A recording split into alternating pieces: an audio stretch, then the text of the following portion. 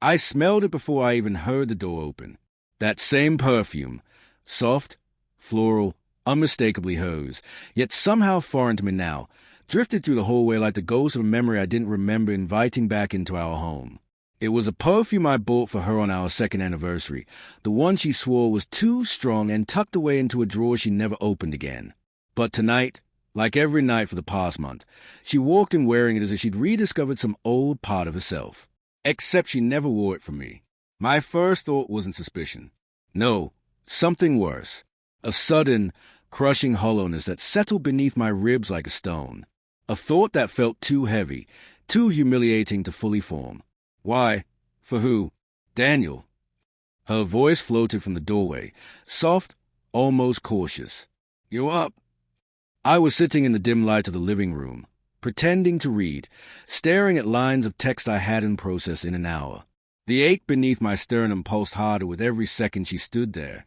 Her silhouette looked unfamiliar, her hair in a loose twist she usually wore only on weekends, her blouse slightly wrinkled yet elegant, her eyes warmer than they had been the past few weeks. Yeah, I managed, my voice thin. Couldn't sleep. She stepped into the room, the perfume intensifying, an invisible rope pulling my stomach into knots. I couldn't look directly at her, not yet, so I traced the shape of the lamp shadow stretched long across the floor. That bought me exactly 3 seconds to think of what to say next. But nothing came. She walked past me toward the kitchen, her heels making a soft, rhythmic tap that I'd always found comforting. Tonight it felt like a countdown. How was your evening? I finally asked. Good, she answered quickly. Too quickly. Just meetings. You know how this week has been. Meetings. At 10:45 p.m. I closed the book I wasn't reading and set it aside. The faint tremor in my hands made the movement awkward. My heart thudded too loudly, forcing me to breathe slower, quieter, so she wouldn't hear the panic. Because it wasn't just a perfume. She'd been distant for weeks. No, months.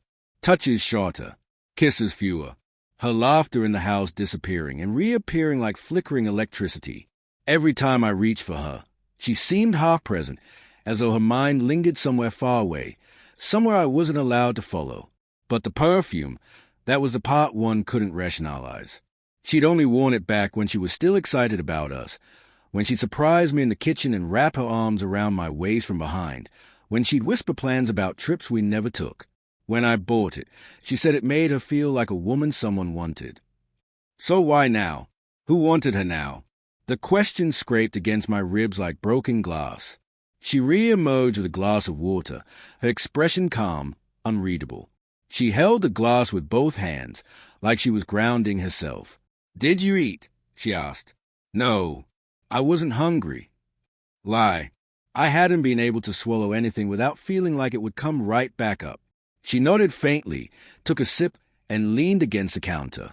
The silence between us thickened. It wasn't the comfortable silence we once shared, sitting on the couch wrapped in a blanket, not needing words. No, this was a heavy kind, the kind that choked the room. I forced myself to look up at her, really look. The curve of her neck where the perfume clung strongest, the faint flush on her cheeks, the softness in her eyes, not toward me, but as if replaying something in her mind, something that made her smile without realizing.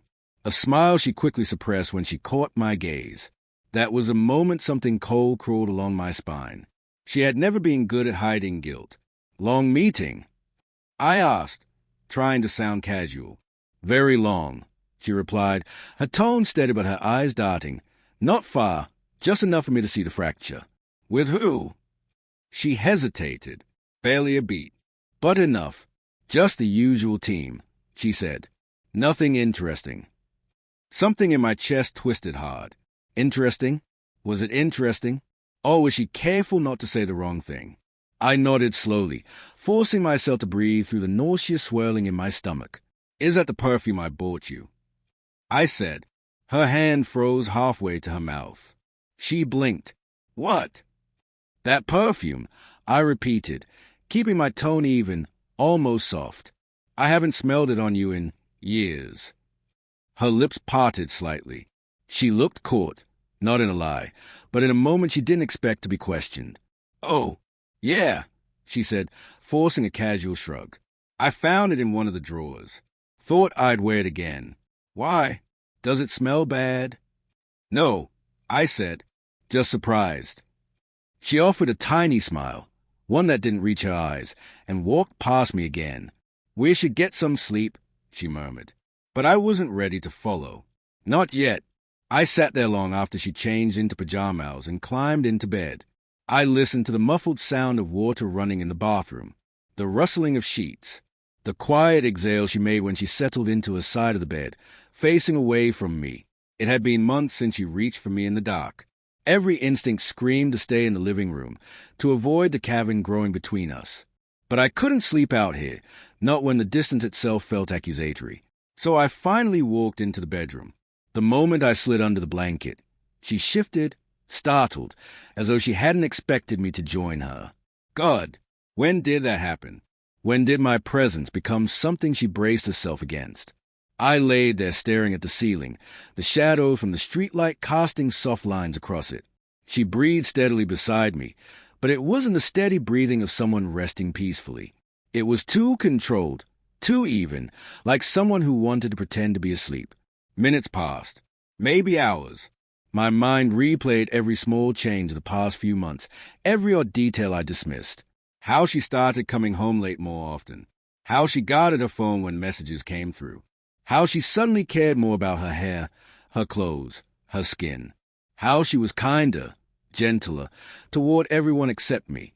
But the perfume, that was the last thread, the one I couldn't ignore. Because she was someone who tied every scent to emotion, to meaning. She had told me that once, early on.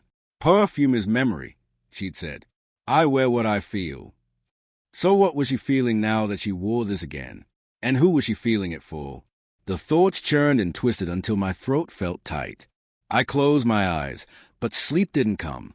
Not until the moment I heard her phone vibrate on the nightstand. A soft buzz, then another. I didn't move, but my breath froze in my lungs. She did move, not a lot, just a slight turn of her body toward the phone, a twitch of her fingers beneath the blanket. She thought I was asleep. In the darkness, I watched her silhouette as she hesitated, then slowly reached for the phone. The faint blue glow lit her face for a split second, and in that brief light I saw something that carved a violent fissure through my chest. She smiled, a soft, secret smile, one I hadn't seen directed at me in so long I couldn't remember the last time. My heart hammered. My palms went damp. My breath felt too loud, too alive, too exposed. She typed something back. Quickly, confidently. Then she set the phone face down. But I'd seen enough. Not the message, only her expression. Her eyes, the warmth in them, the way her lips curled like she'd been waiting for that message all night. And it hit me. She never wore the perfume for me. She was wearing it for whoever was on the other end of that screen. A sharp, nauseating realization crashed through me so hard it made my vision blur. She wasn't drifting away. She was already gone. Yet she was still lying beside me, breathing beside me, pretending beside me. And I lay there, stiff and silent in the dark, every heartbeat louder, heavier, as a truth I didn't want to face settled into my bones. Someone else had the version of her that I had lost, and I didn't know if I wanted to uncover the full truth, or if doing so would destroy me. I didn't sleep, not even for a minute. I lay frozen beside her, pretending, breathing slowly, letting the dark swallow me while her quiet, almost rhythmic breaths filled the room. But every inhale she took felt like a lie pressing against my skin. Every soft exhale felt like a secret she refused to share. I waited until her breathing turned heavier. Real sleep this time, not the cautious breathing she used when she thought I might be awake. I watched the faint rise and fall of her back beneath the blanket, the way one strand of hair had escaped and curled against her cheek. She looked peaceful, untouchable, a version of her I hadn't seen in months. The phone was still face down on the nightstand. The glow hadn't returned since a secret smile faded into the dark, but my chest still throbbed with the image of it, the small curve of her lips, the softness in her eyes, the tenderness she now reserved for someone else. I turned onto my back, staring at the ceiling. My mind screamed for answers, but fear held my limbs in place. I couldn't go through her phone. I couldn't. Even thinking it felt like crossing a line I never wanted to cross in my marriage. We had rules, spoken and unspoken, and at the top of them was trust. But trust only meant something when both people honored it. Her phone vibrated again. A single buzz. No light this time. Maybe the screen dimmed. Maybe the notifications were set to silent. But it vibrated enough to make my heart slam against my ribs. She didn't move. Too deep asleep. I swallowed hard, the sound loud in my ears. My hand twitched with impulse. Just turn it over. Just see the name. Just one name. But my hand stayed on my stomach, fingers tightening against the fabric of my shirt. If I looked, if I saw, if that confirmation stayed back at me, there would be no going back. My breathing turned shallow. My throat tightened as if my body already knew the truth and was begging me not to drag it fully into the light. Then, as if guided by something outside of me, she murmured in her sleep, barely audible. A soft sound. A whisper. A name, maybe. I leaned closer, breath shaking. But it dissolved before I caught it. My heart beat so wildly I thought it might choke me. I closed my eyes, fighting the urge to shake her awake and demand the truth. But even in that raw moment, I felt something more humiliating than anger. I didn't want her to lie to me, because if she lied, I would have to pretend I believed her, and that would break something in me I wasn't ready to lose. The night stretched endlessly. Every shadow seemed to shift. Every sound seemed amplified. When the first sliver of morning light touched the curtains, my eyes burned from exhaustion and my chest felt bruised from holding everything in. She stirred beside me, stretching slowly, her hand barely brushing my shoulder, an accidental touch, not an intentional one. Her voice was groggy. "You up early?" I forced a low, tired hum. Couldn't sleep. She sat up, running a hand through her hair, unaware of the storm beneath my skin. "I have to be in the office early today," she said, sliding out of bed. "We have a breakfast meeting." Breakfast meeting. Right, because late-night meetings weren't enough. She went into the bathroom, and the moment the door closed, I sat up. The soft thud of my heart filled the room again, but this time it beat with something sharper, something bordering on resolve. I stared at her phone. It was right there, close enough to touch, close enough to ruin everything. The bathroom shower turned on. Steam hissed. Water hit tile. She wouldn't hear anything. My hand moved without permission, slow, trembling, betraying how scared I was of the truth I swore I wanted. My fingertips brushed the phone. A shock went through me, cold and nauseating. Don't do it. Don't. But I needed to know who made her smile like that, who she wore the perfume for, who lived in the space between her late nights and soft excuses. I turned it over. The screen lit up instantly, reading my face as if mocking me for ever trusting her. Of course she'd left Face ID on. Why wouldn't she? What did she think I'd question? Her lock screen flooded my vision. No picture of us, just a soft gradient background. But the notifications were there. Messages. 3 of them. Same number. Same name. Elias. A name I didn't recognize. My stomach twisted into a violent knot. I didn't open the messages. I didn't need to. Not yet. Just seeing that name sent a pulse of heat through my chest, a mixture of panic and disbelief and something painfully close to grief. Another buzz, another notification, slid across the screen. Elias, let me know when you get home safe. Home safe. He cared about her safety. He texted her at night. He waited for her replies. She smiled at his messages. She wore perfume for him. A cold wave washed over me, spreading through my arms, my legs, my spine. My throat constricted as if someone had shoved a fist inside my chest and squeezed. I couldn't breathe. I couldn't think. The bathroom door clicked open. I dropped the phone so fast it bounced slightly on the nightstand. She stepped out in a cloud of steam, towel wrapped around her body, humming softly. Good. She was humming, completely unaware how the ground had just split open beneath me. She noticed my expression first. "You okay?" she asked, drying her hair. I nodded stiffly. "Just tired." She paused, studying me. "You look pale." I said, "I'm fine." The words came out sharper than I intended. She blinked but didn't push, didn't press, didn't reach for me like she used to when she sensed something was wrong. Instead, she turned away and continued getting ready. And just like that, I knew, even if I hadn't turned her phone over, even if I never saw that name, I would have still felt something shifting in the air, because she was already gone from me emotionally. And now I had a name, an anchor around my neck, pulling me deeper into a truth I wasn't ready to face. She dressed quickly, choosing a blouse I had never seen before, silky, elegant, slightly daring. She sprayed the perfume again, her movements practiced. The scent filled the room in seconds, pulling at memories I no longer had access to. "Do I look okay?" she asked. I looked at her, really looked, and for the first time, I didn't see my wife. I saw a stranger getting ready for someone else. "You look different," I said. Her hand froze. "Different how?" I swallowed. "I don't know. Just different." She studied me for a second, as if trying to read what I meant. But before she could, her phone buzzed again on the nightstand. We both looked at it. Her gaze flickered, barely, but I caught it.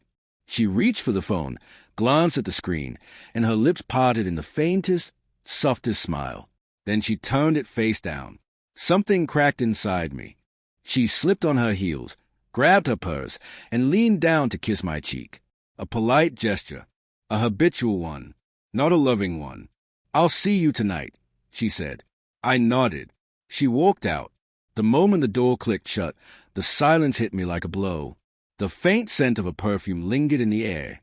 But now, instead of reminding me of the past, it forced me to face a truth I wasn't prepared for.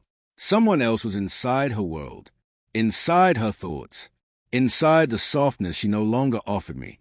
The betrayal wasn't fully confirmed, but her distance was, her secrecy was, her smile in the dark was, her perfume was, and that name, Elias, burned into my mind with unforgiving clarity.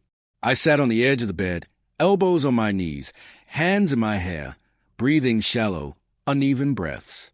The reality I never wanted to imagine pressed against my skull, whispering a truth I no longer had the strength to deny. I was losing her. Or maybe I had already lost her. And now the only question left was, how deep did this betrayal go?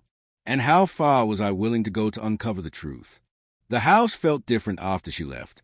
It wasn't just quiet. It was hollow, echoing in ways it never had before, like the walls themselves sensed something broken between us.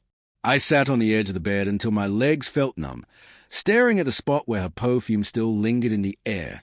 That scent, once tied to our early memories, now felt toxic, like breathing in smoke from something burning down.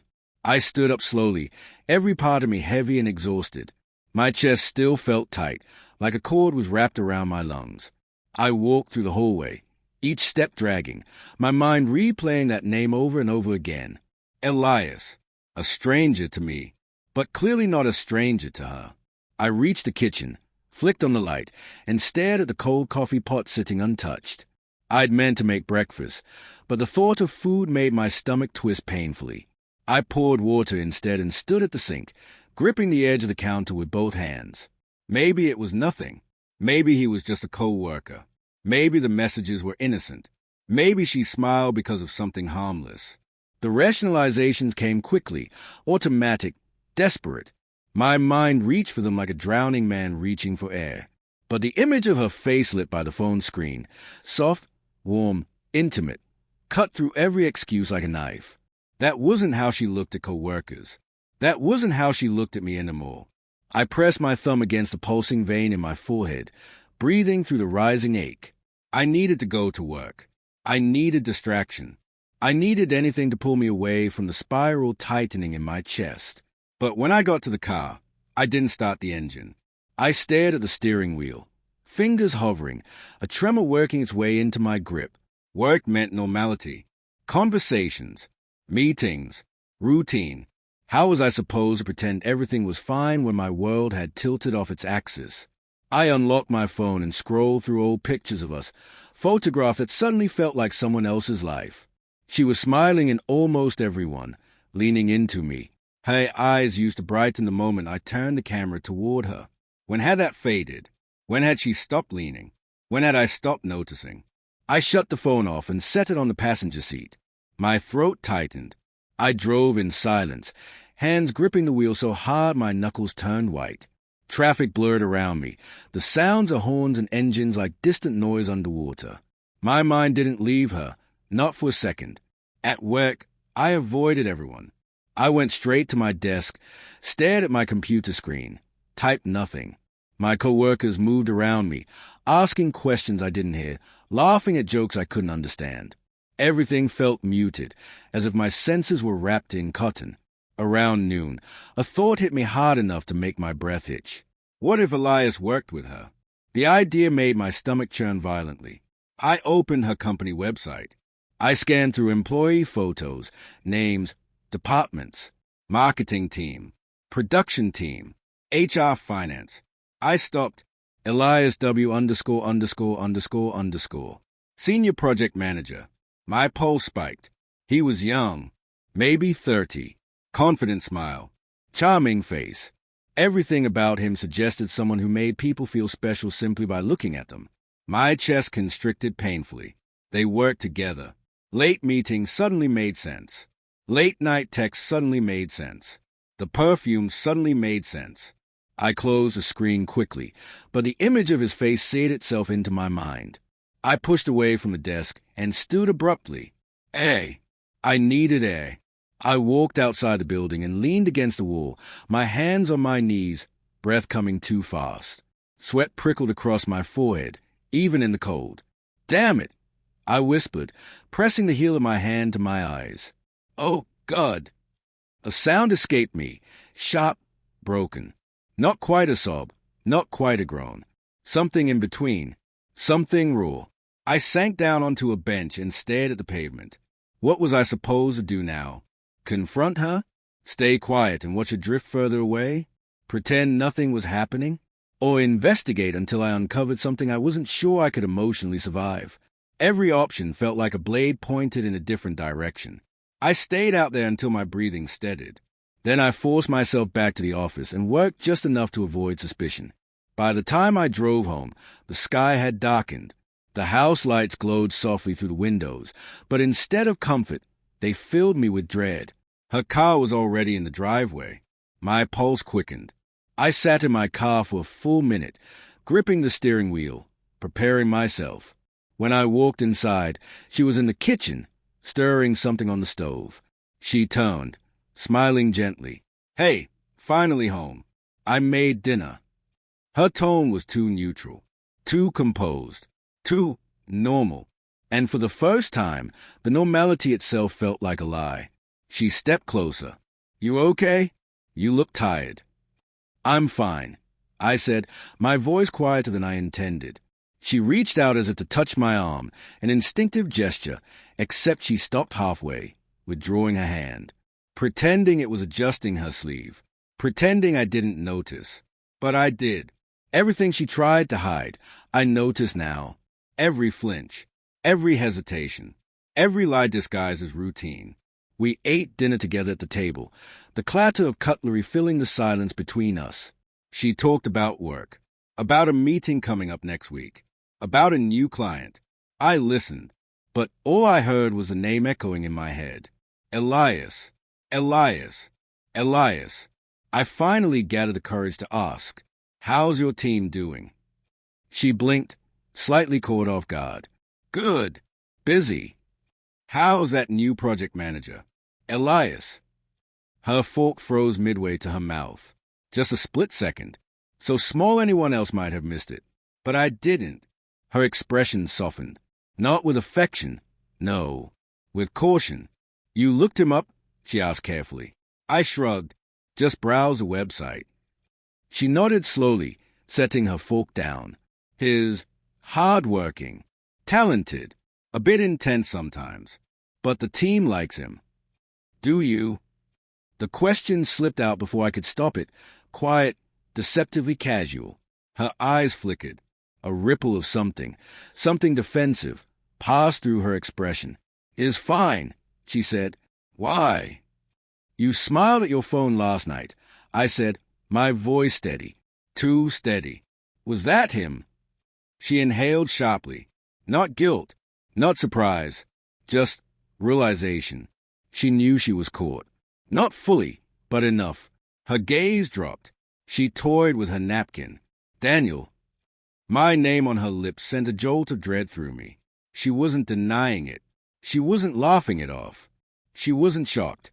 She was preparing something. Preparing me. My throat tightened. Are you going to tell me the truth? She closed her eyes for a moment. When she opened them again, something in them had changed, softened in a way I didn't expect. She reached across the table and placed her hand over mine. The contact startled me. It had been so long since she willingly touched me. Her voice was barely above a whisper. There are things I want to tell you, she said. But not like this. Not while you're tired. Not while we're both on edge. My heart hammered. What things? I asked. Her eyes shone, not with tears, not with fear, but with conflict. The kind that comes from a truth pressing too hard against someone's ribs. Please, she whispered. Let's talk tomorrow, when we're calm. Why tomorrow? My voice broke more than I wanted. Why not now? She withdrew her hand, standing slowly. Because I don't want to hurt you more than necessary. Those words hit me like a fist to the sternum. More than necessary. My breath left my lungs violently. She walked to the sink, turning away from me, bracing herself against the counter. I stared at her back, her fragile stillness, her trembling shoulders. She wasn't lying. She wasn't gaslighting. She wasn't hiding behind excuses. She was preparing to confess. My heart pounded so hard it hurt. I stood abruptly. The chair scraped loudly against the floor. She flinched. I can't wait until tomorrow, I said, voice shaking. I can't spend the night drowning in assumptions. Silence filled the kitchen, thick, suffocating. Finally, she turned. Her eyes were wet. Not crying, not broken, just full. Then you need to be ready for what I'm going to say. I swallowed, my pulse roaring. But I wasn't. Not even close. She took a deep breath, her lips trembling. Her next word shattered something fundamental inside me. Daniel, there's more to this than you think. Her words hung in the air like smoke, dense, toxic, impossible to ignore. There's more to this than you think. My pulse hammered so loudly it felt like the sound filled the entire kitchen. I gripped the back of the dining chair to steady myself, though the wood felt slick beneath my damp palms. She stood by the sink, fingers curled around the counter's edge as if she needed something solid to hold her upright. Please, she said softly, sit down. No, I breathed. I can't sit for this. Her gaze dropped, a small tremor in her shoulders betraying her calm. She turned off the tap she wasn't using, wiped her hands on a towel, then faced me fully. She didn't look angry, or guilty, or even apologetic. She looked resigned, as if this moment was a cliff she had been inching toward for months, and now that her toes were over the edge, she couldn't stop herself from falling. Daniel, she began, voice a fragile whisper, I should have told you sooner. I've been trying to find the right moment, but there never was one. Every time I opened my mouth, something inside me froze. Something shrank painfully inside my chest. Tell me now, I said, slowly, carefully, though my voice betrayed a tremor. Whatever it is, just say it. She closed her eyes briefly, preparing herself. When she opened them, they looked darker, somehow heavier. It's not what you think, she said. A bitter, hollow laugh escaped me. Then tell me what it is, because from where I'm standing, it looks like you're falling for someone else. Her expression tightened. Not indignation, not surprise, but heartbreak. Over me, over us, my relationship with Elias. She started. My heart plummeted. Your relationship. I echoed sharply. I said it wrong, she said quickly, shaking her head. I meant my connection with him. It's complicated. Complicated. The word echoed through me like a punch. I stepped closer, unable to stop myself. Are you cheating on me? She inhaled sharply, her expression crumpling in a way that made me take a half step back. No, she whispered. No, I haven't touched him. I haven't done anything physical. Not once. My head swam. Then what? I managed. What have you done? Her lips trembled. I've been emotionally distant, hiding things, talking to him more than I should, relying on him when I should rely on you, feeling things I was ashamed to admit to myself. My stomach twisted violently. So you are falling for him, I said, voice cracking open. She didn't speak. Her silence was an answer, a blade. I turned away from her, breath shuddering. My hands shook uncontrollably, rage, heartbreak, humiliation all mixing into something volatile. No, she said suddenly, voice rising. Don't walk away. You said you wanted the truth. I'm giving it. Just let me finish before you decide what this means. I kept my back to her, fists clenched. My voice was raw. Finish. Then. She swallowed hard. It started months ago.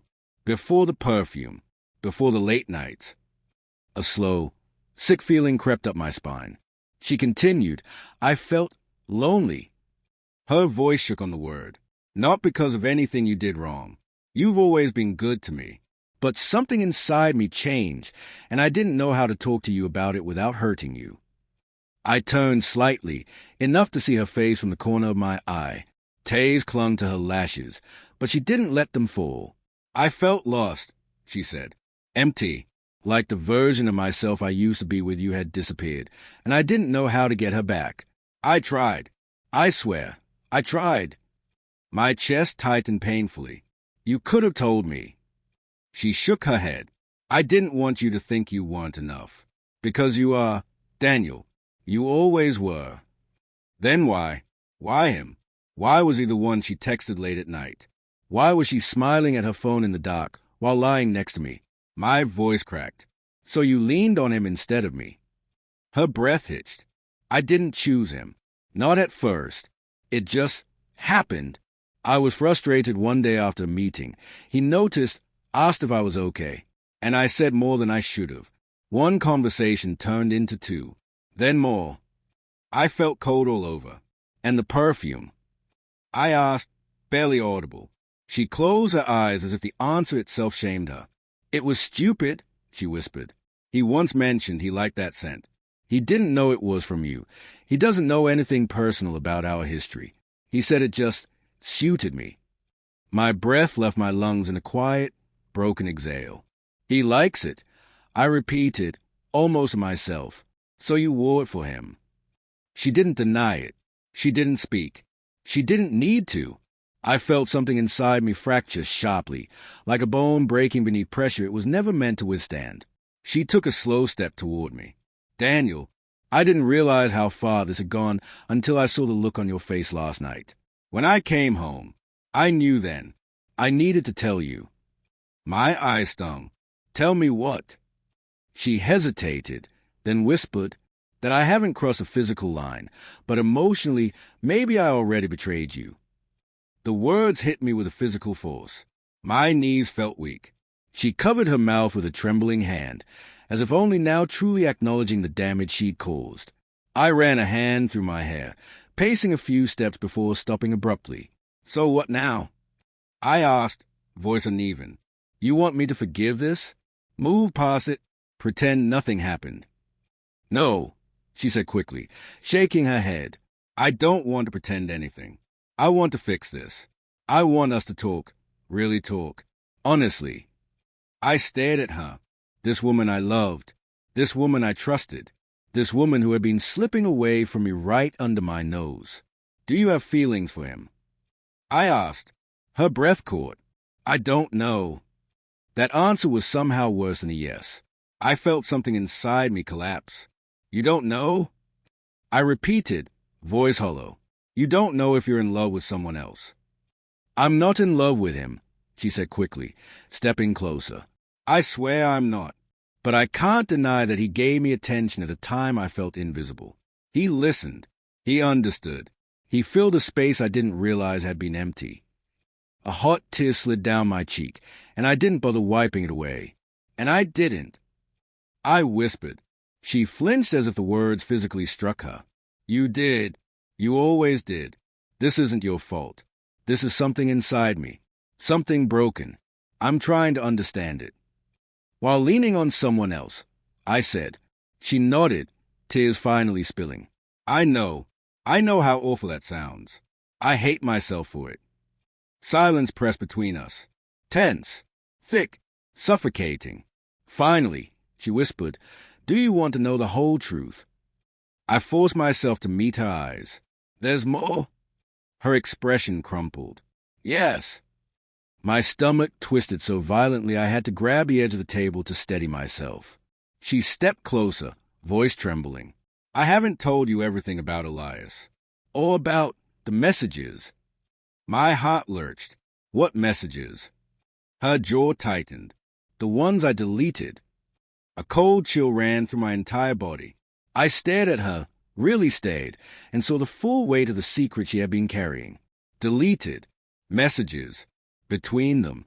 My pulse roared in my ears. "Why?" I whispered. "Why would you delete messages if you had nothing to hide?" She pressed her hand to her face, her voice breaking. "Because I knew if you saw them, you believed something happened that I never meant to let happen." My vision blurred. My breath stuttered. Everything tilted. And in the smallest, weakest voice I had ever heard come from her, she said, "I didn't want you to see how much he mattered to me." The last thread inside me snapped. The night after the perfume bottle incident felt like the longest of my life. I tried sleeping. I really did. But every time I closed my eyes, I kept seeing that bottle, my gift, standing on her vanity like a quiet confession she never intended for me to find. I lay awake listening to the house breathe. The faint hum of the refrigerator, the tick of the bathroom light were never fixed, the subtle creak of it expanding and shrinking through the hours. But mostly, I listened to her. Emily slept on her side, facing the wall, her breath soft and steady, too steady, like someone who hadn't spent the day being questioned by her husband, like someone who had nothing weighing on her chest. I almost envied her. But envy requires innocence. Mine evaporated days ago. Around 3 a.m., she stirred. I froze, pretending to sleep. Maybe she would roll toward me. Maybe she would whisper something. Maybe she would reach out like she used to. But she didn't. She sat up quietly, slipped off the blanket, and walked to the bathroom. The moment she closed the door, I opened my eyes. Because something bothered me, the sound of her steps. They were careful. Too careful. Soft, measured, controlled. Not the lazy, half-awake shuffle she used to make when she was genuinely tired. It was the sound of someone who didn't want to wake me. Or maybe didn't want me to know she was awake. I listened. The click of the lock. Running water. A long pause. I sat up slowly, breathing as quietly as I could. My heart hammered anxiously. When she came back, I watched her through the faint moonlight slicing across the floor. She checked her phone on her nightstand, shielding the screen with her palm so the glow wouldn't hit me. Then she sighed. Not tired, not annoyed, relieved, and she lay down again. A relief you feel only when a conversation doesn't come, when a confrontation doesn't happen, when a question you fear stays unasked. I stayed awake until morning. The next day, I woke early, not that I ever truly slept. I stood in the kitchen pretending to make coffee, pretending I hadn't spent the night mapping out every possible scenario in my head. Emily came downstairs looking slightly puffy around the eyes, not from crying, but from being awake longer than she would admit. "Morning," she said, fixing her hair into a loose bun.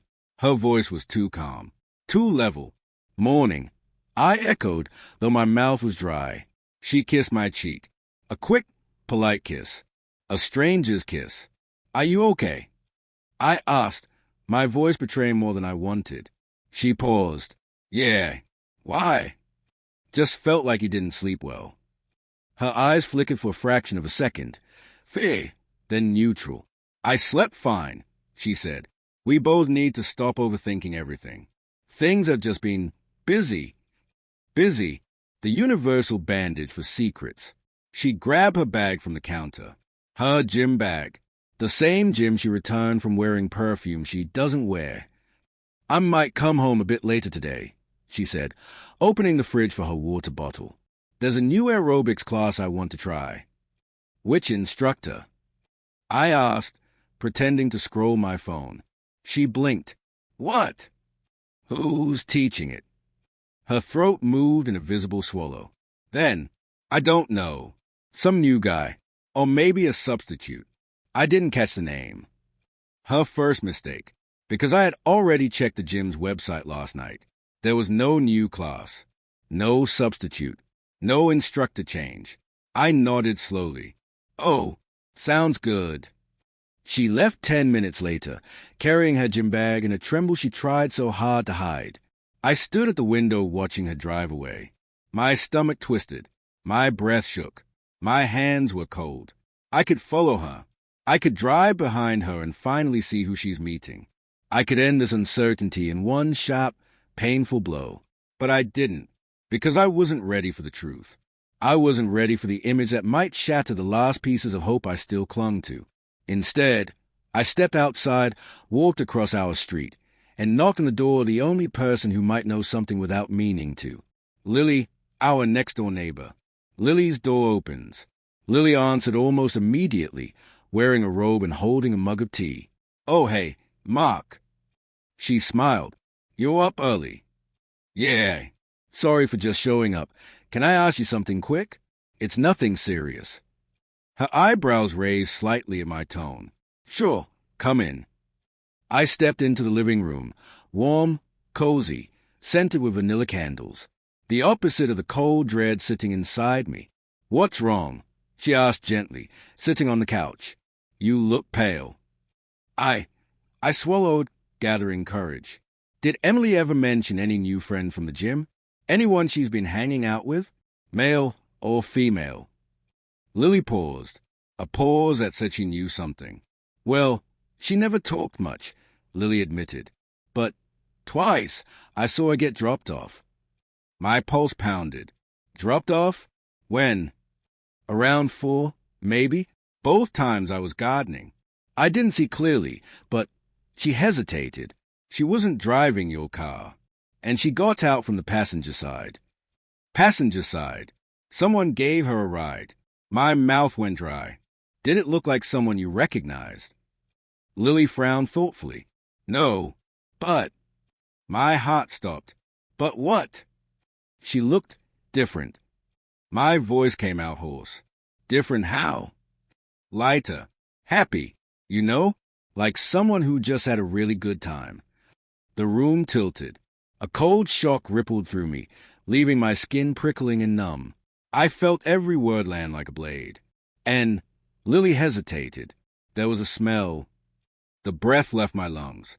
I didn't want to ask, but the question clawed its way out. What smell? She looked at me with sympathy so heavy it felt like pity. That perfume you got her years ago. My ears rang. The world dimmed at the edges. Of course it was. Of course she wore it. But not for me. Not for home. Not for our date nights. But for whenever she was with him. My knees weakened, and I sat down abruptly. Lily's expression softened. Mark, I don't want to jump to conclusions. Thank you, I whispered, standing up before I broke down in her living room. Really, thank you. I left before she could say more. The decision. Back in my house, I stared at my reflection in the hallway mirror. I didn't look like me. I looked like someone unraveling. Every lie she told replayed in my mind. I barely use that perfume anymore. I was training hard. I don't know who taught the class. I opened my phone. There was only one person who could cut through the fog, one person who could confirm everything without noticing what she revealed. Her best friend, Grace. Without overthinking, I typed, Hey, what time did Emily say she'd meet you today? And I waited. 10 seconds. 30. A minute. Then my phone buzzed. Grace, meet me? Today? What do you mean? My chest hollowed out. She hadn't gone to meet Grace the last time she said she was going out. She lied. Again. I stared at the message while my heart split down the middle. My next words typed themselves. Never mind. Thanks. Grace's reply came instantly. Is everything okay? You sound off. I closed the chat without responding. Because the cracks weren't cracks anymore. They were fractures. And fractures become collapse. The call. At 4:13 p.m., my phone rang. Emily. I answered on the second ring. Hey, she said, sounding energized. I'm done with the gym. I'll be home soon. Another lie. There was no class, no new instructor, no aerobic session, just a lie in yoga pants. Okay, I said quietly. Are you home? Yeah. She hesitated. You sound weird. I forced a small laugh. Just tired. Another pause. Okay, see you in a bit. I love you. The words hit me like a punch. For the first time in 12 years of marriage, I didn't say it back. I just whispered, drive safe. She didn't comment on it. And that hurt most of all, because it meant she hadn't been listening for those words in a long time. Her return. I stood by the living room window again, hot battering my chest. At 4:41 p.m., a car slowed near our driveway. Not her car. A silver sedan I had never seen. My vision blurred. My hands shook violently. The car parked a few houses down. The passenger door opened. Emily stepped out, laughing. Someone leaned toward her from the driver's seat. Too close. Way too close. I couldn't see his face, but I saw her expression. Bright, warm, alive. Alive in ways she hadn't been with me in years. She closed the door, touched the frame lightly, familiar, intimate, and then she walked toward our house. My world went cold, because I finally understood what the perfume meant, what the lies meant, what the late hours meant. It wasn't about the scent she wore. It was about who she wore it for. And as she walked up our driveway, smiling like nothing had changed, I realized something frightening. I wasn't sure whether the man she betrayed was me, or the man she was meeting, because the smile she wore wasn't a cheater's smile. It was a woman caught between two worlds, and both were about to collapse. She walked into the house still carrying the faint echo of that smile, the one I'd seen from the window, the one she didn't know she'd worn for someone else. The door clicked shut behind her. I stood in the hallway, pretending to check mail on the console table, not moving, not speaking. Just listening to the sound of her key turning, her shoes tapping softly on the floor, her controlled breathing. Hey, she said casually, hanging her bag on the hook. Her tone was light, too light, the tone of someone who had spent the last hour as a different version of herself and was now slipping into the role she wore at home. Hey, I answered, not turning. She walked closer. I felt her presence, warm and too familiar. And then, there it was, the scent. That same perfume, the same vanilla amber mix, the same note of warmth I used to buy gifts around. Except it smelled stronger than usual today. It wasn't faint. It wasn't accidental transfer. It wasn't something she brushed against. It was applied deliberately, generously. Not for me, not for home, but minutes ago, for whoever sat behind the wheel of that silver sedan. She didn't notice me inhaling subtly. She didn't notice anything at all, because she stepped around to face me, brushing back her hair with a shaky hand. You okay? She asked. There it was again, her voice trembling slightly, not sadness, not tiredness. Guilt. I'm fine, I said calmly, finally turning around. You? Yeah, she nodded quickly. Class was good. What kind of class was it again? I asked softly. I watched her eyes. I watched the part where truth met fear and fear tried to rehearse a lie. Aerobics, she said, her tone too stiff. I told you this morning. I nodded. Right. My voice cracked just enough to make her blink. She shifted her weight, biting her lower lip like she used when she was nervous in grad school. What? She asked. What? You're looking at me weird. Am I? She swallowed. Yes. I stepped closer. Her shoulders stiffened the way someone stiffens when they aren't sure if they're about to be exposed. And then her phone buzzed. A tiny vibration. Barely a fraction of a second. But it was enough. She jumped. Her hand shot to her pocket, so far she dropped her keys on the floor. Clink. Sorry. She laughed nervously, bending down to grab them. I'm just tired. But no one reacts like that to a harmless notification. Not unless the notification is a person who shouldn't be texting at that moment. I walked to the kitchen. Want something to drink? No, I'm fine. She stayed in the hallway a little too long, checking her phone with her back turned, shoulders curled, elbows tucked close, like someone trying to shield a secret. I listened. A breath. A tiny gasp. The kind people make when reading something they shouldn't. Then she slid her phone deep into her pocket. By the time she walked into the kitchen, she'd painted her face with a practiced mask of normalcy. But I'd seen the truth. I had seen her flinch. Dinner that pretended to be normal. We cooked together that night. Pasta and garlic bread. Something simple, something fast. Something we used to enjoy. But tonight, everything felt like it was held together by threads. She chopped tomatoes too quickly, her fingers trembling.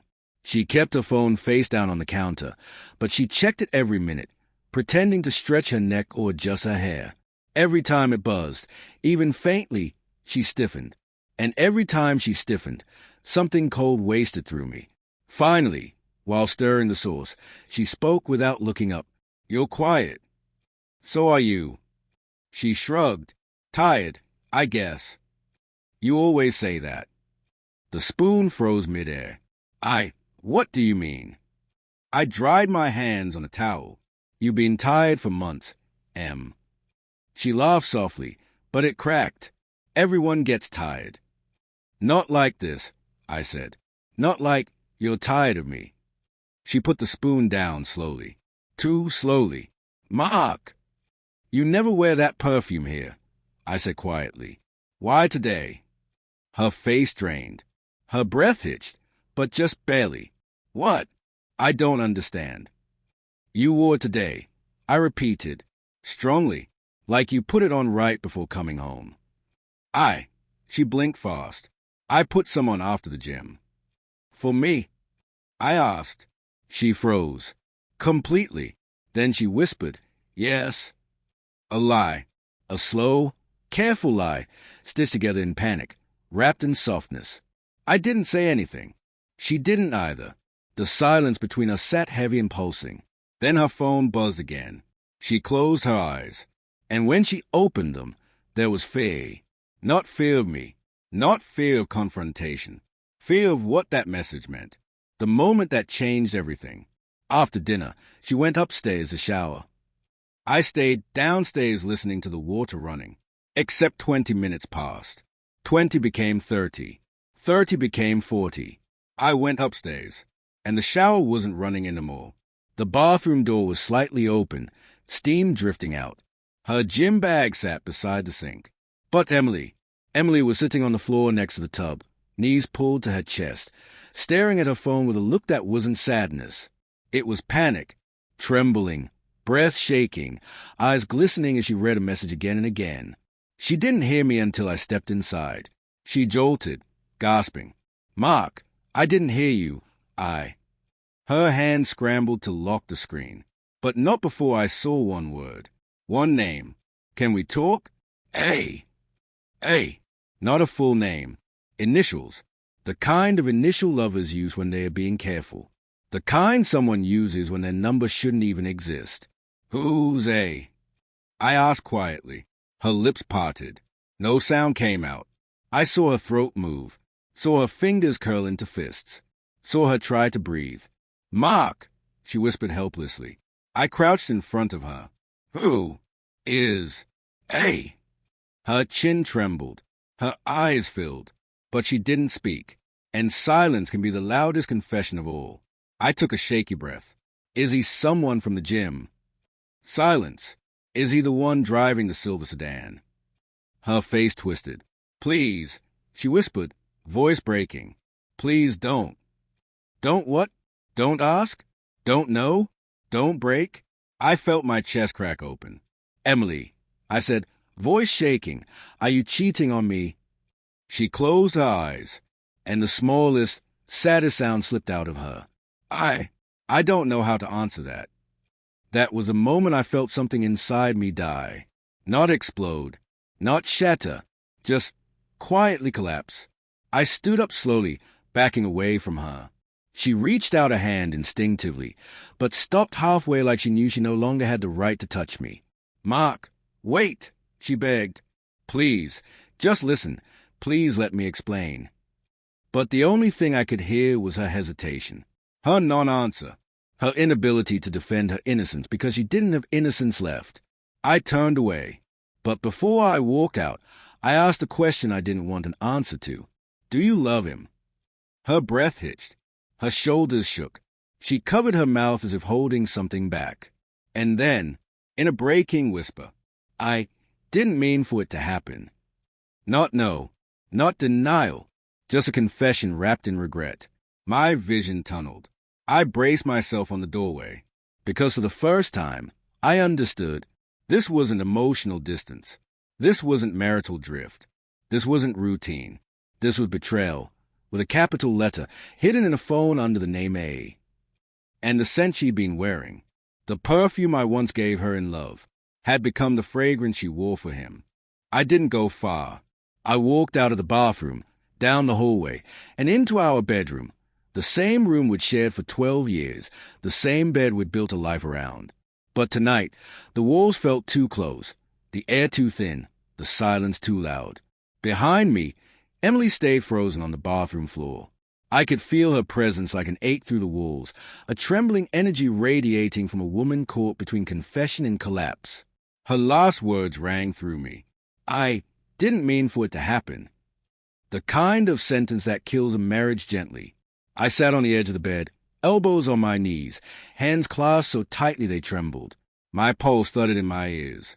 My chest felt numb and burning at the same time. Then, soft footsteps. Hesitant, slow, Emily stepped into the room. Her eyes were swollen, her cheeks blotchy. She wasn't wearing that bright mask anymore. For once, she wasn't hiding behind calmness or excuses. For once, she looked like someone afraid of losing everything. "Mark," she whispered. I didn't look at her. "If you're going to lie again," I murmured, "just don't. I can't take another lie today." She covered her mouth with her hand as if the words physically hit her. Her breath came out shaky. "I'm not lying anymore," she said, voice cracking. "I swear." But trust doesn't rebuild from oaths. Not when the perfume was still in her hair. Not when A had texted her minutes ago. Not when she hesitated when I asked if she loved him. I finally looked at her. "Then tell me who he is." Her eyes dropped instantly. "I can't." My jaw clenched. "Why not?" She squeezed her hands together. "Because it will make things worse." A bitter laugh escaped me. "Worse? Emily, what could possibly be worse than this? You're having an affair." Her head snapped up, panicked. "I didn't say that." "You didn't deny it either." She stepped toward me, but I raised a hand, not to threaten, not to hurt, just to hold space. Distance.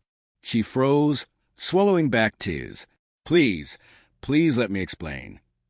"Then explain." Her shoulders shook as she took a slow breath. "It didn't start as an affair." She closed her eyes.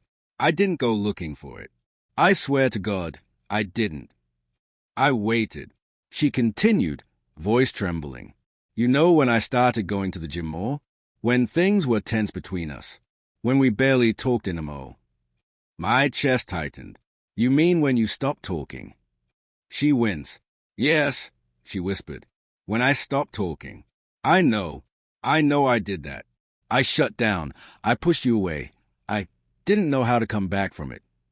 "And he stepped in?" I asked. She looked down. "Kind of." "How?" She wiped her eyes. "It started with small things. Just someone noticing I was off. Someone asking if I was okay. Someone who didn't look at me like I was failing." "Failing?" I repeated. "Failing what?" She pressed her palms against her forehead, frustrated with herself. "Failing everything. Mark. Failing this marriage. Failing to be the wife you deserved. Failing to be happy." I stared at her. "And he made you feel what?" "Seen." She nodded slowly, tears spilling. "Seen," she whispered. "Wanted. Understood." A hollow ache spread through my ribs. Because that was the innocence of it. That was the beginning. Affairs rarely start with intention. They start with gaps. Quiet, unnoticed gaps. "Emily," I said, my voice low, "I need his name." She broke. Completely. Dropped to her knees in front of me, sobbing, grabbing the blanket as if anchoring herself to something. "Please don't make me say it," she cried. "Please, Mark, please." Her desperation wasn't the panic of someone protecting a lover.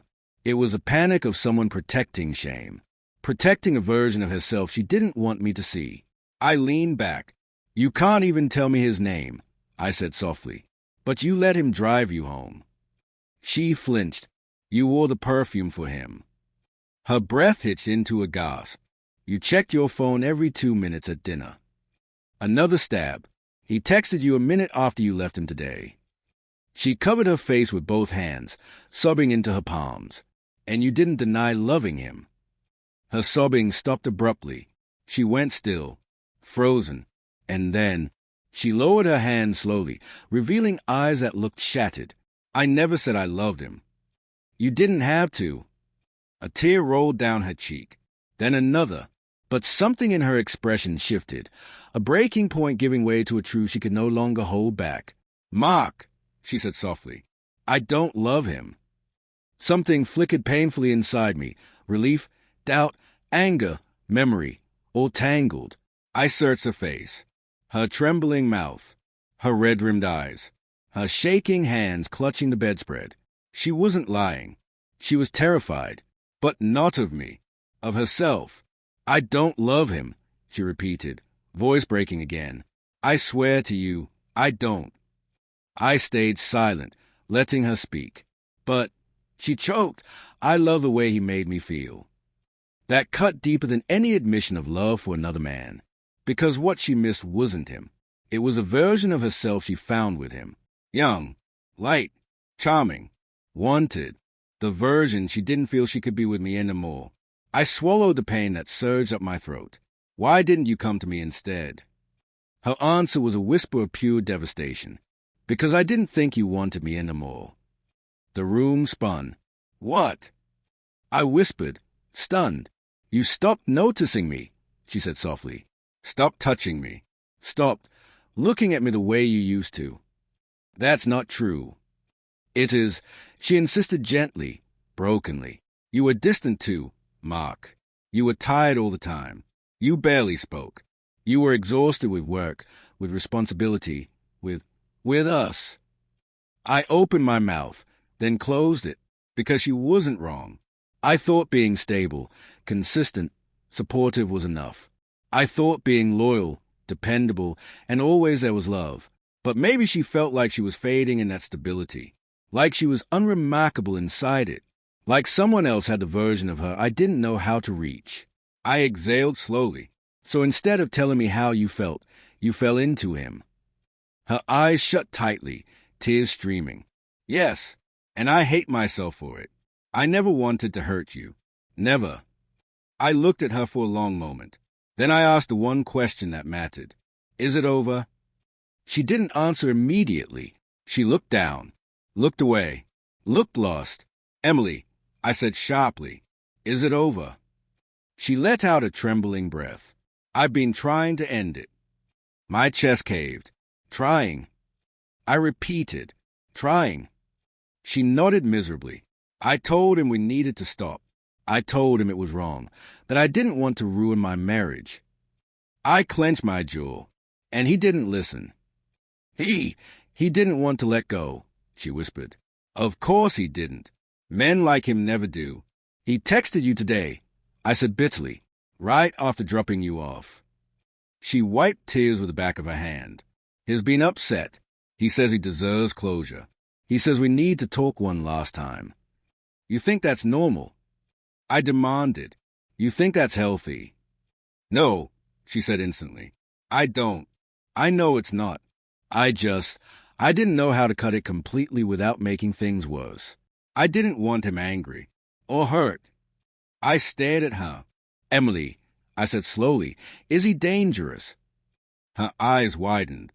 "No," she whispered. "No, not dangerous. Just emotional. Intense." Intense. The kind of word people choose when they don't want to say controlling. "When did it start?" I asked. She wiped her nose. "A few months ago." "How many months?" Full. I felt the air rush out of me. 4 months. 4 months of lies. 4 months of perfume. 4 months of gym bags. 4 months of the new class. 4 months of flinching at notifications. 4 months of hiding him under the initial A. I leaned back on the bed, numb from the inside out. She watched me break, and then she crawled closer, not to touch me, but to be near enough that I could hear her voice without her raising it. "Mark," she whispered, "if you want me to go, I will. If you want me to leave tonight, I'll pack a bag. If you want to end the marriage, I won't fight you." I stared at her. But if there is still any part of you, any part at all, that want to hear the whole truth, everything, I will tell you everything. No lies, no hiding. I will give you every detail you want. Her breath shook, because I would rather hurt you with the truth than lose you with another lie. Silence swallowed the room. Then she whispered, "Please tell me what you want me to do." I stayed on the edge of the bed, staring at her, feeling as if the world itself had contracted around the two of us. The perfume lingered, sweet and suffocating, a cruel reminder of the invisible hours, the whispers, the texts, the stolen attention. Her eyes were wide, searching, desperate. Every movement she made was measured, careful, as if the slightest wrong gesture could shatter me completely. And maybe it already had. I started, voice raw, but words stumbled and fell. How do you tell someone what you want from them after everything is broken? I wanted honesty. I wanted to rage. I wanted her to leave. I wanted to hold her. I wanted clarity and revenge at the same time, tangled together in a knot I could not untie. She shifted closer. "I will tell you everything," she said softly, voice trembling. "Every detail you want to know. I can't hide it anymore." Her confession hung in the air like a storm. I could almost hear the distant roll of thunder in my chest. Every fiber of my being screamed to brace myself. But I didn't move. "Start," I whispered, my throat raw. "Start from the beginning." Her hands clenched together in her lap. She inhaled slowly, as if summoning courage from somewhere deep inside, and began. "It began innocently," she said, her voice tight. "I was lonely, yes, but I wasn't looking. I wasn't trying to hurt you. I was just drifting." She swallowed hard. "I met him at the gym. Just a conversation at first. A question about form, a casual compliment, nothing more. But he noticed when I seemed tired, when I was off. He listened. He didn't judge. He didn't demand. He just noticed me." I clenched my fists, nails biting into my palms. I could almost feel the invisible threads being woven between her and him, threads I hadn't seen until it was too late. "I told him things I hadn't said in years," she continued. "Thoughts, fears, memories, things I should have told you. But I didn't. I told him, because I didn't know how to tell you." "And the perfume?" I asked. My voice was calm but deadly. "When did that come into play?" Her gaze fell. "He said he liked it once, months ago. I didn't think. It felt harmless. I didn't mean it for anyone but him. I sprayed it lightly at first, just for him. It felt stupid, but it made me feel seen." "Seen," I repeated bitterly. 4 months of being seen by someone else. She flinched. "I know.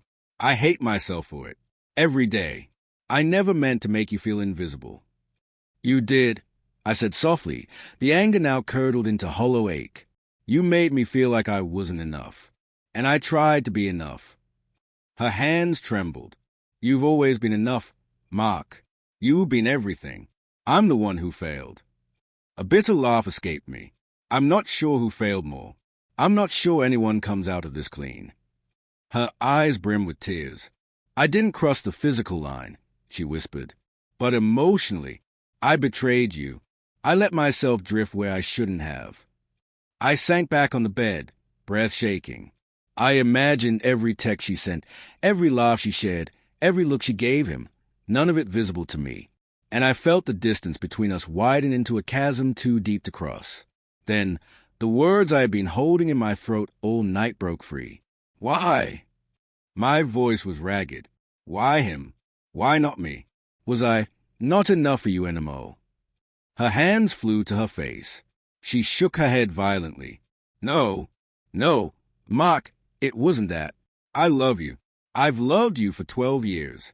This was me losing myself, not losing you. I didn't know how to fix the emptiness I felt inside. You could have told me, I said, almost whispering. You could have come to me. I was scared, she admitted. Scared you'd hate me. Scared you'd think I didn't love you. Scared that I had ruined everything. I thought maybe it was easier to hide it, to drift, to feel him noticing me, to feel alive again. I stood abruptly. Alive? Do you think I wanted you dead to me? Invisible? Emotionless? Do you think I wanted you craving someone else just to feel seen? Her knees hit the floor as she bent forward, voice cracking. I never wanted that. I wanted to feel like myself again. That's all. I never stopped loving you. The word collided in my head like jagged glass. I wanted to scream. I wanted to break something. I wanted to collapse. I wanted to pull her into my arms and never let go. But I didn't, because there was still a question, the most important one. And him. I asked slowly, does he matter to you? Her lips parted, but no words came. She shook her head. I don't know. I think about him sometimes. But it's not love. It's attention, Mark, need, loneliness. I feel guilty even saying it. Her honesty hit me harder than any lie could have. I sank onto the bed, burying my face in my hands.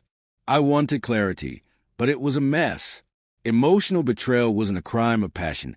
It was a slow, creeping fracture, and every piece of it was jagged and sharp. She knelt beside me, finally daring to touch me. Her fingers hovered near my arm, then retreated. I'll do anything, she whispered.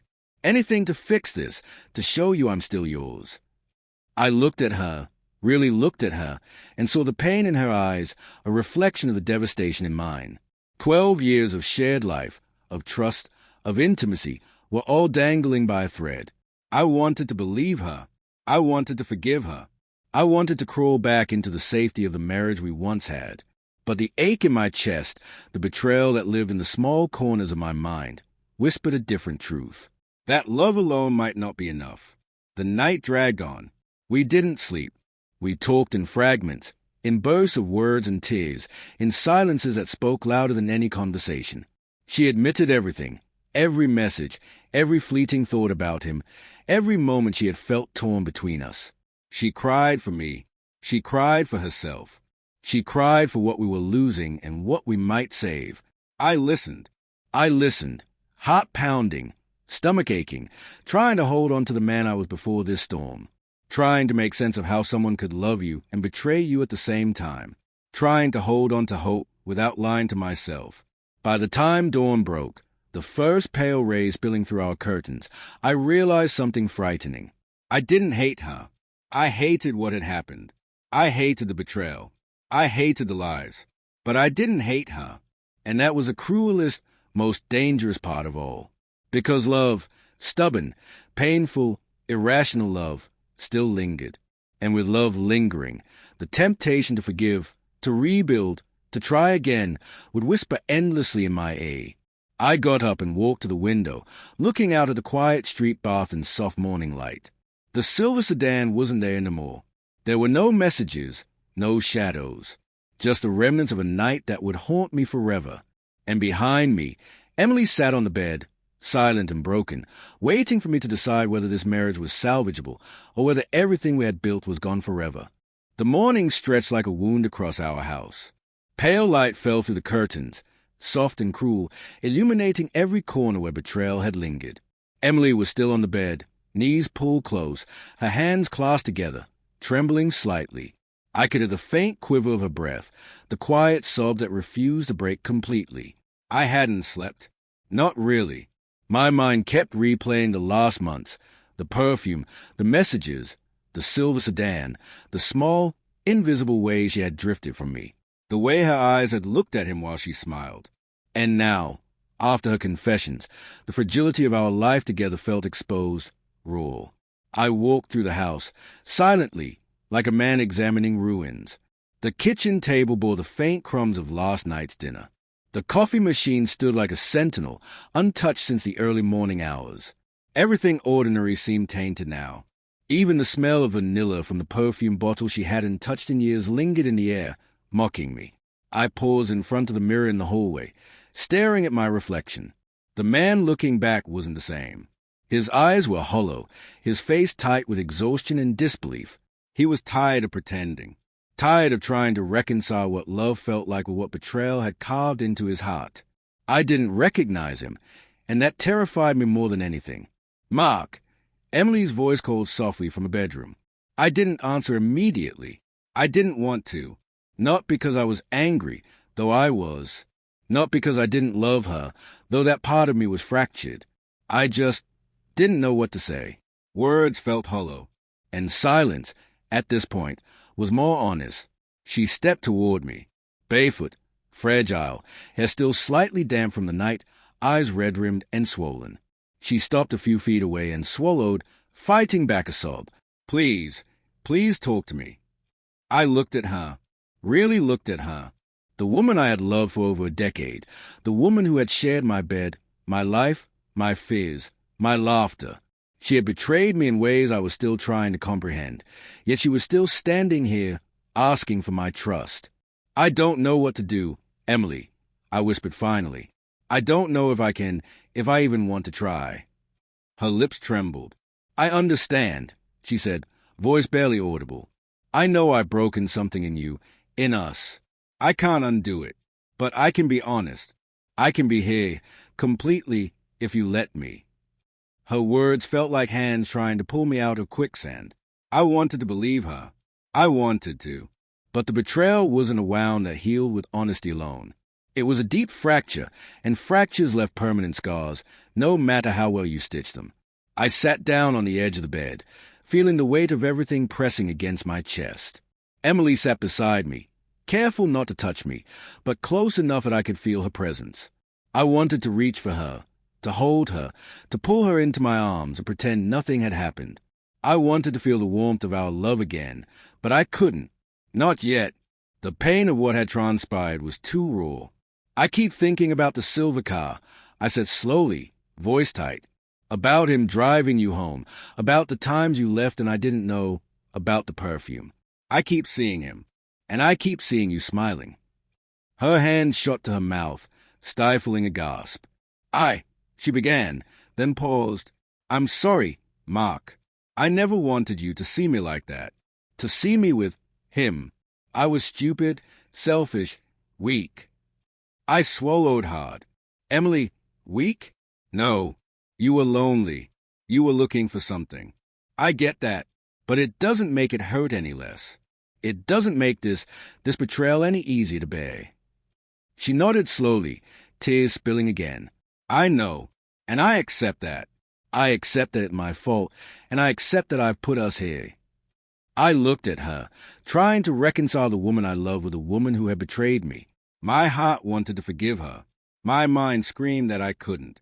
I felt caught between fury and longing, despair and love. And in that moment, I realized the cruelest part. The more I loved her, the more this hurt. The more I wanted her to be mine, the more she had betrayed me. "I don't know if I can forgive you," I said quietly, almost to myself. "I don't know if I want to. I don't know if I even can." Her eyes filled with fear, but also desperation. "I understand," she whispered. "I know this may be the end for us. But please, if there's even a small part of you that wants to try, let me." I closed my eyes. Memories of the past 12 years swirled around me. The laughter, the kisses, the late-night talks, the quiet mornings, the shared dreams. All of it threatened to pull me back to a place where forgiveness were possible. But the knowledge of her emotional infidelity, the stolen glances, the late-night texts, the perfume worn for someone else, it was a weight I wasn't sure I could bear. Finally, I opened my eyes. "We can't go back to the way things were," I said. "We can't pretend this never happened. I don't think we can." Her shoulders sagged, a mix of relief and heartbreak in her expression. "Then what do we do?" she asked. I paused, staring at the floor. "I don't know. But if there's a way forward, it has to start with the truth. No more lies. No more hiding. We have to rebuild from the pieces we have left. She nodded. I can do that. I will do that. I promise. I exhaled, feeling the tension in my chest ease slightly. But the doubt, the pain, the betrayal, it would linger. Forever, in some form. We sat in silence for a while, not speaking, just existing together in the quiet aftermath. The weight of the night pressed on us, but it was also a beginning, a fragile, uncertain beginning. Then her phone buzzed again. We both froze. I didn't need to see it to know who it was. The initials flashed on the screen. Emily's eyes widened. She looked at me, then at the phone, then back at me. Her lips trembled. "It's him," she whispered. I clenched my jaw, my fingers digging into the edge of the bed. The man who had caused this fracture, who had infiltrated our marriage, who had made her feel alive again. He was still here, and he wasn't going away. She handed me the phone silently. The screen displayed the same message I had anticipated. I need to see you. We need to talk. Hey. I looked at Emily. You're going to respond? I asked. She shook her head quickly. No, I won't. I can't. I'm done. I'll block him. Delete him. Whatever it takes. This marriage, it's what matters. I nodded slowly. Good. That's the only way forward. But, Emily, I need to see it happen. Actions matter more than words now. Her lips quivered. I will. I promise. The silence stretched again, heavier this time. We both knew that rebuilding trust wouldn't be immediate. It wouldn't be easy. There would be days filled with doubt, nights filled with fear, moments when the past would threaten to consume the present. But there was also a chance, a small, fragile chance, that we could rebuild, that we could reconnect, that we could find each other again.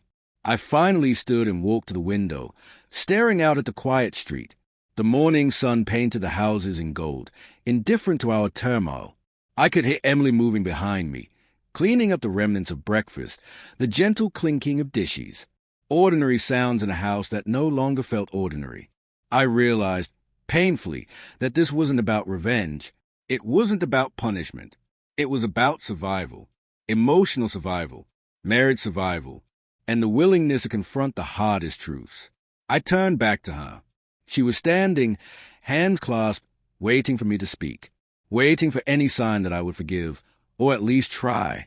I don't know what tomorrow will bring, I said finally, but if we're going to do this, we do it together. No more secrets. No more emotional distance. No more perfume for anyone but each other. She nodded, tears brimming. I can do that. I want to do that. Please, let me do that. I reached out, hesitated, then took her hand. The touch was tentative, shaky, but it was a start. A fragile thread connecting two people standing at the edge of a fractured marriage, wondering if they could climb back to each other. And in that moment, I realized the battle wasn't over. The healing wouldn't be immediate. But the first step, acknowledging the truth, had been taken. The perfume still lingered, faintly, like a ghost. But maybe, just maybe, it could fade. And maybe, just maybe, we could find our way back to the life we had almost lost. The days that followed were a tense blend of silence, conversation, and fragile attempts at normalcy. Emily kept her promise, blocked him, deleted every message, severed every line of contact with a man who had, in his own way, become the symbol of our fracture. And yet, the damage remained. The trust that had once felt unshakable was now delicate, a thin glass thread that could snap at the slightest tremor. I watched her carefully, searching her gestures, the way her fingers lingered on the counter, the way she avoided certain topics, the careful way she walked past the perfume shelf. I wanted to believe, to accept that the person in front of me was the same woman I had loved for over a decade. But each cautious movement reminded me that the woman I thought I knew had been, at some point, elsewhere, in a world that I couldn't reach, a world where her emotions had been entangled with another. We talked more than we had in months. We ate breakfast together, cooked together, cleaned together, not in the mechanical rhythm of routine, but slowly, deliberately, as if reconstructing the life we once had. Conversation was cautious, sometimes awkward, sometimes raw. Words that once flowed easily were now measured, weighted, considered. Every confession from her was followed by a silence in which I tried to decipher whether she was honest, or whether another layer of secrecy still lay beneath. One morning, as we were folding laundry side by side, Emily paused, holding a soft, gray sweater between her hands. She looked at me, a vulnerability in her eyes I had rarely seen before. "Mark, I want to make this right," she said, voice quiet but determined. "I know it will take time, but I want to be present. I want to rebuild what I broke." I nodded, folding the sweater mechanically. "Time doesn't erase what happened," I said, "but it can show us who we are, what we're willing to do." Her gaze dropped, tears threatening again, and she reached for my hand. "I'm willing," she whispered. "Are you?" I inhaled slowly, feeling the tension in my chest, the lingering ache of betrayal, and the stubborn pulse of love that refused to die. I squeezed her hand gently. "I don't know," I admitted, "but I want to try." The first week was a test. Every notification on our phones was scrutinized. Every glance was read. Every absence felt like a potential betrayal. I struggled with doubt, often finding myself imagining her laughing with someone else, imagining the text messages I couldn't see, imagining the fleeting touches I would never know about. My mind replayed her words, her confessions, her teary pleas, and the memory of that perfume clinging to her hair after the gym, so vivid it haunted me. Emily was patient, almost unnaturally so. She didn't defend herself unless necessary. She offered no excuses, no explanations that weren't asked for. She lived in the aftermath of her own choices, quietly, painfully, always aware that our bond was fragile. Every smile she gave felt like a careful negotiation between a desire to reconnect and the shadow of her own guilt. One evening, after dinner, she suggested a walk. The air was crisp, scented faintly with autumn leaves and distant rain. We walked in silence for a few blocks, the quiet between us almost companionable, almost ordinary. But the tension remained, simmering beneath the surface. Every step felt like a trial, every moment outside the house a test of whether trust could truly return. Finally, she spoke. "I miss us, Mark. I miss how we used to be. I don't want to be defined by what I did, by what happened. I want to be better. I want to be here, fully." Her words struck me with a strange combination of hope and fear. I wanted to embrace her, to tell her it was enough. But I also knew that love alone couldn't undo the months of deceit. Rebuilding trust was a process that would demand patience, honesty, and an unrelenting commitment to vulnerability, qualities we both had to cultivate from scratch. "I want that too," I said finally, voice steady but low. "But it will take more than words. It will take actions, and it will take time." She nodded, her fingers brushing mine lightly as we walked. The contact was tentative, but it was a start, a promise without words. Over the following weeks, we established a new rhythm. No more secrets. No more unspoken fears. We began therapy, speaking honestly about our emotional distance, our unmet needs, and the cracks in our marriage that had allowed the betrayal to occur. Every session was exhausting, painful, and illuminating. We cried together. We argued. We listened. We discovered part of ourselves we had neglected in the quiet comfort of routine. Emily spoke about loneliness, about feeling unseen, about the ways she had sought validation outside the marriage. I spoke about my own failures, my emotional distance, my lack of attentiveness, and my assumptions that stability alone equaled love. Every word felt like excavation, pulling us deeper into the wounds but also closer to understanding. Slowly, we began to reconnect. Touches became less tentative, laughter returned in small doses, and the scent of her perfume, though faint, became once again something I associated with intimacy, not betrayal. But the scars remained, etched invisibly into our minds and hearts, reminders of fragility and endurance. One night, after a long therapy session, we sat on the couch, exhausted but united in a way that was different from before. Emily leaned her head against my shoulder, and for the first time in months, I felt a fragile sense of peace. "I don't know if we'll ever be the same," she whispered. "I don't know either," I admitted. "But maybe we can be something better." Her fingers intertwined with mine. "I'll try," she said. "I'll try every day if you'll try with me." I nodded. "I will." And in that quiet, fragile moment, I realized that love wasn't about perfection. It wasn't about never faltering, never straying, never hurting. It was about showing up, about being willing to rebuild, even when the foundation had cracked, about choosing each other day after day, despite the past. The scent of vanilla lingered faintly in the room, but this time it didn't suffocate me. It reminded me of the past, yes, of mistakes and betrayal, but also of resilience, of survival, of the possibility of love that had been tested and could, maybe, endure. We didn't know what the future held. There were no guarantees. Trust could fracture again, and temptation could return. But for the first time since the night of revelation, I believed that we could navigate the broken parts, face the shadows, and choose to remain together. The battle had been long, painful, and almost impossible. But the war was not over, not yet. And maybe, just maybe, we could win it together.